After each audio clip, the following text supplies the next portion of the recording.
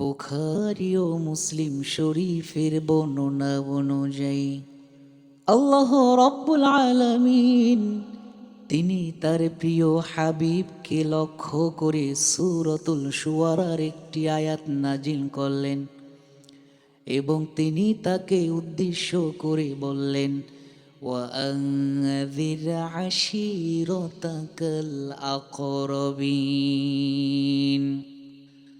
ওগো আমার হাবিব,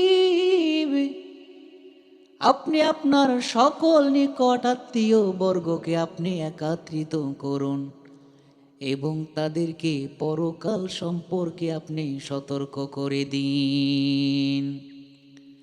আয়াতটি অবতীর্ণ হওয়ার পর রাসূল সাল্লাল্লাহু আলাইহি ওয়াসাল্লাম তিনি মক্কা সাফা পাহাড়ে আরোহণ করলেন।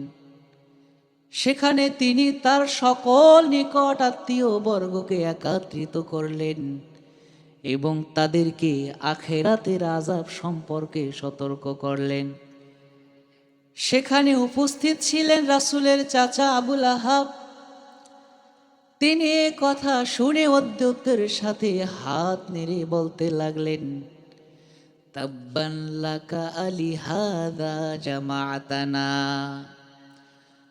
ও মুহাম্মদ, তুমি ধ্বংস হয়ে যাও, তুমি কি আমাদেরকে এ কথার জন্য একত্রিত করেছ? এই কথার প্রেক্ষিতে আল্লাহ রব্বুল আলামিন সাথে সাথে সূরাতুল আহাব অবতীর্ণ করলেন এবং তাকে উদ্দেশ্য করে বললেন, তাব্বাত ইয়াদা আবি লাহাবি ওয়া তাব। আবু লাহাব ধ্বংস হোক এবং যে হাত দিয়ে নাড়াচাড়া করে আমার বন্ধুর শানে বেয়াদবি করেছে, অন্যায় করেছে, সেই হাত দুটো আবু লাহাবের ধ্বংস হয়ে যাক।